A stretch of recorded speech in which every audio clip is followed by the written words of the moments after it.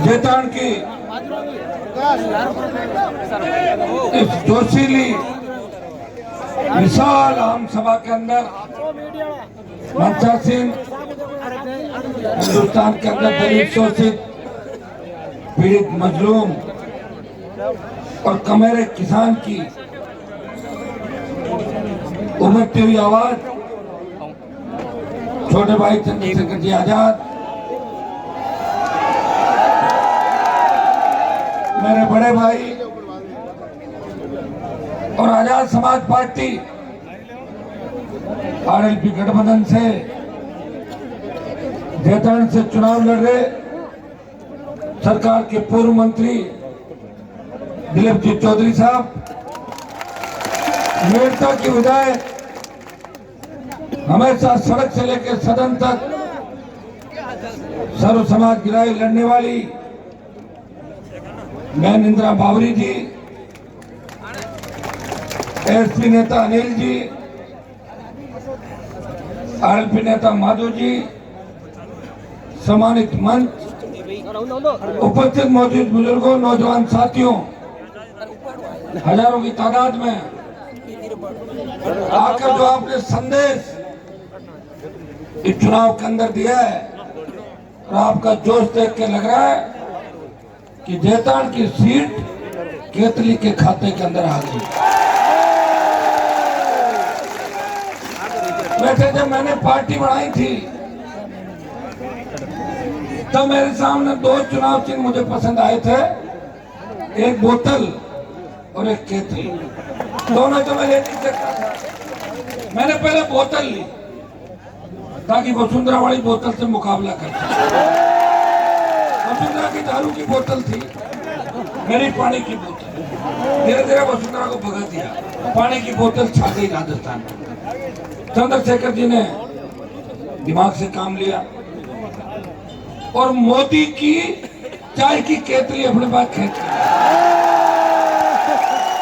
अब मोदी चाय वाला जो भाषण देगा वो खत्म हो गया उसका।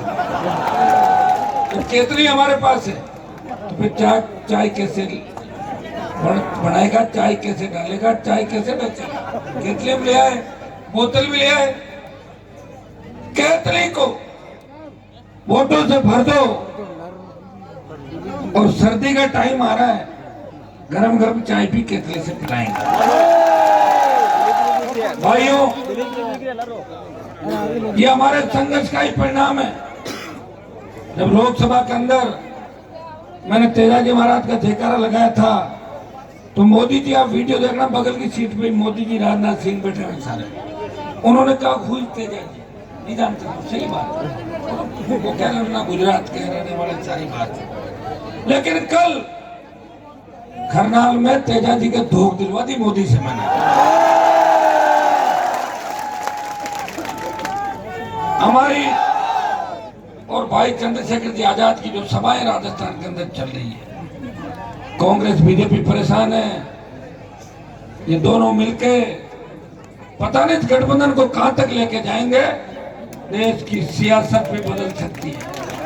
इसलिए हमारे हेलीकॉप्टर भी चेक करवा रहे, हमारी गाड़ियां भी चेक करा रहे। जबरन तो चेक में कराने नहीं दो, आप मुझे जानते हो, चोरी छुपे चेक। लेकिन हमारे हेलीकॉप्टर में मिलना क्या, बताओ मुझे? कोई एक बार सेव केला मिल जाएगा और पैसा अगर हमारे पास होता और यही काम करते तो फिर कांग्रेस बीजेपी के अंदर होता, दूसरी पार्टियां थोड़ी बनाते। ये तो इस हेलीकॉप्टर का जुगाड़ भी बड़ी मुश्किल से हुआ है, क्या बताऊं आप लोगों, ठीक है ना। ये 4 महीने पहले हो जाता तो अभी तो राजस्थान के अंदर हर गांव में हेलीकॉप्टर नजर आते हैं हमारे। लेकिन बीजेपी कांग्रेस ने सारे डबल इंजन के हेलीकॉप्टर बुक करा दिए। सारे नेताओं ने कहा कि हेलीकॉप्टर इनको तो मिलना ही नहीं चाहिए। एक हेलीकॉप्टर वाला आया, जब मैंने फॉर्म भरा था 3 तारीख को, पूरे दिन मुझे खड़ा करा और हेलीकॉप्टर लेके भाग गया, वापस दिखाई नहीं। 6 दिन दीपावली के निकाल दिए, बड़ी मुश्किल से हिम्मत करके दूसरे किसान के बेटे ने ये हेलीकॉप्टर उड़ाने की हाँ भरी। अब हमसे, हमारे साथ उड़ने में डर भी तो लगता है लोगों को कि पता नहीं हवा में दिमाग खराब हो जाएगा, हवा से नीचे पट के ले जाएगा, पता नहीं। लेकिन हम ऐसे नहीं है, हम सीधे मन के लोग हैं। मैं तो गुस्सा भी बंद कर दिया आजकल, आपने देखा होगा। गुस्सा आना मैंने तय कर लिया कि 25 तारीख तक गुस्सा नहीं करूंगा, 26 को करूंगा। और पूरी नींद हो जाएगी तो फिर नहीं करूंगा। अकेला व्यक्ति हूँ, रात दिन भाग रहा हूँ। आप क्या सोच रहे हो, खाना खा कर जुड़े हैं? ये भी नहीं खा के आए। अभी कह रहे थे हेलीकॉप्टर में मेरा सर दर्द हो रहा है, मैंने कहा टैबलेट लेके काम चलाना पड़ेगा, क्योंकि 3-3, 4-4 बजे तक जाते हैं। हेलीकॉप्टर जब नहीं उड़ता तो सड़क पार से जाना पड़ता है, और नहीं जाए आप इसी तरीके के वीडियो भेजते हो, जान दे देंगे, आ जाओ, तुम्हें पता नहीं, आ तो जाओ तो वापस तो जाना नहीं। हर व्यक्ति उम्मीद की नजर से देखता है। मैं धन्यवाद दूंगा किसान के बेटों का, किसानों का, जिन्होंने 25 साल से मेरा साथ दिया। मैंने 25 साल मेरी जवानी किसान कौम के लिए समर्पित की। उस प्रदेश के नौजवानों को लड़ना सिखाया, अपने हक और अधिकार। जब देश के अंदर किसान कौम तकलीफ में थी, उत्तर भारत के अंदर किसी किसान के बेटे ने सत्ता को ठोकर मार के अगर सड़क का रास्ता चुना, मोदी को चेतावनी दी। वो नागौर का सांसद था जिन्हें किसान कौम के लिए सत्ता छोड़ी। जब सेना को ठेके में दे दिया, देश का जवान तकलीफ में था, तो मोदी को चुनौती दी। लोकसभा और पार्टी मीटिंग और जोधपुर में 2 लाख जवानों की रैली करके कहा, आ रहे दिल्ली की तरफ, तैयार हो जाओ। दिल्ली मोदी सरकार ने 25% अग्निवीर की जगह 50% का संशोधित आदेश निकाल दिया। 50 को रखेंगे, 50 को वापस भेजेंगे। मैं सोच दिलाता हूँ, आपने वोट की चोट से अगर बीजेपी को हरा दिया, वैसे बीजेपी तो यहाँ हार रही है काफी वोटों से मुझे, लेकिन जो कांग्रेस से चुनाव लड़ रहा है वो भी बीजेपी है। बीजेपी में मैं तो देखता था उसको, पिछली बार कहा कि दल बदल लिया, उसे पिछली बार कहा कि उसमें, अब की बार का फिर वापिस है। उनको पता ही नहीं। जिस तरह हमारे नागौर में 2-3 नेता 24 घंटे में 4-4 पार्टी बदल ली उन्होंने, वैसे ही ये मेरा भाई भी दल बदलने के अंदर चेयरमैन है, दल बदलने का। कांग्रेस को आप पीछे धकेल रहे हो, बीजेपी हार रही है।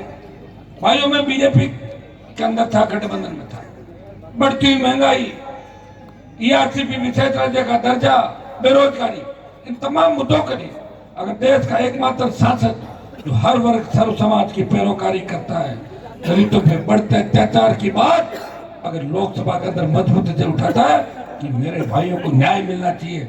राजस्थान की सड़कों पे अगर आपको लड़ते हुए नजर आए कांग्रेस की आखंड भ्रष्टाचार में डूबी सरकार से, या तो हनुमान बेनीवाल लड़ रहा था, या चंद्रशेखर आजाद गरीब दलित शोषित पीड़ित को न्याय दिलाने की लड़ाई कर रही। जब देश की पहलवान बेटी न्याय की पुकार कर रही थी, जब वो लोकतंत्र की तरफ टकटकी लगा के देख रही थी, एकमात्र योद्धा पहले हनुमान बेनीवाल गया जो सांसद था, पहला चुनाव सांसद चंद्रशेखर आजाद वहां गए। किसान आंदोलन लोकसभा के अंदर उस बाहुबली को ललकारा कि तेरा दिमाग ठीक कर देंगे, हनुमान बेनीवाल था। ये उदार की जो भी लड़ाइयां हैं ये हम ही लेते हैं। जिस तरह हनुमान जी महाराज ने राम जी की पत्नी सीता के लिए लड़ाई मोल ली और लंका में आग लगाई, मैंने भी उदारी लड़ाई ली और कांग्रेस और भारतीय जनता पार्टी की भ्रष्टाचार की दोनों लंका के अंदर आग लगा दूंगा। ये मुझे हनुमान जी की खुद की लड़ाई थोड़ी थी, किसकी लड़ाई थी बताओ मुझे? अरे रावण किसकी पत्नी ले गए?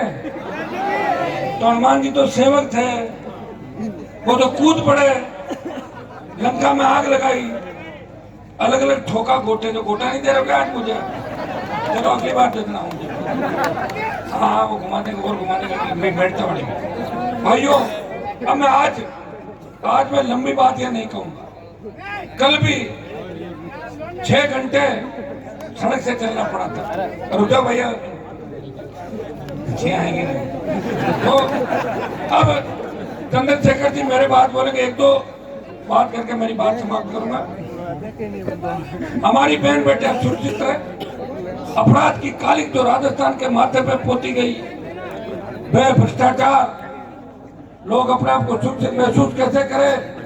कर्ज मुक्त किसान, फ्री बिजली, टोल मुक्त राजस्थान, बेरोजगारी भत्ता, रोजगार और सशक्त लोकायुक्त। अगर आप चाहते हो कि आपके बच्चों का भविष्य सुरक्षित हो, अगर आप चाहते हो आने वाली नस्लें, आने वाली पीढ़ी आपको याद करे और ये कहे कि आपने लकीर खींच दी थी, जब सुख पा रहे हैं। अगर अब भी नहीं समझे कांग्रेस बीजेपी के कुशासन को, 25 साल के वसुंधरा गहलोत के गठबंधन को, जिसने राजस्थान को लूट लिया, गैंगवार की घटनाएं बढ़ी, नशे की प्रवृत्ति के अंदर नौजवान डूबता जा रहा है, हर तरफ अपराध है, लोग राजस्थान से पलायन कर रहे हैं, वो खुशी और शांति तलाश के लिए बाहर जा रहे हैं। भाइयों, ऐसा राजस्थान किसने दिया? गहलोत वसुंधरा ने। हमें राजस्थान में बदलाव करना है, सत्ता की चाबी आरएलपी-एसपी गठबंधन को देनी है। आजाद समाज पार्टी भी जीत रही है, आरएलपी भी जीत रही है, और कांग्रेस बीजेपी पूरी नहीं जीत रही है, आधी आधी जीत रही है। सत्ता की चाबी आपके हाथ में आ सकती है, और चाबी अगर एक बार हाथ में आ गई, 24 घंटे में आपकी समस्याओं का समाधान हो जाएगा। यह मैं आपको साथ रहता हूँ। नेता ने हमेशा प्यार रखा, आशीर्वाद रखा, दोनों भाइयों पे आशीर्वाद रखना, आगे बढ़ना। हम आपके लिए अंतिम दम तक लड़ते रहेंगे, यह विश्वास मैं दिलाता हूँ। और दिलीप जी की भी हम गारंटी लेके जा रहे हैं कि दिलीप जी मजबूती से, पहले भी मेरे साथ विधानसभा के अंदर थे, तब तो मैंने शादी के लिए, जब दिलीप जी मेरी शादी में आए थे, मैं इनसे छोटा हूँ, शादी में आए थे दिलीप जी मंत्री थे सरकार के अंदर, सबको साथ लेके चले। कभी ऐसी नाराजगी इनके प्रति लोगों में नहीं, सारे समाज इनको पसंद करता है। ये निर्दलीय जब भी चुनाव नहीं, बहुत कम वोट होता है। अब भाइयों, अब की बार सारे लोग लग जाओ, और जय भीम का नारा भी लग रहा, 2-4 जोरदार नारे पे आप लगाना। मैंने नारे लगाए कि नहीं लगाए? मैं नारे लगवाता हूँ। बोले देवनारायण भगवान की, तेजा जी महाराज की, रामसा पीर की, जय भीम। अब लगाओ, अब लगाओ, आरएलपी-एसपी गठबंधन जिंदाबाद। अब एक लगा दो, दिलीप चौधरी जिंदाबाद। अब आजाद साहब।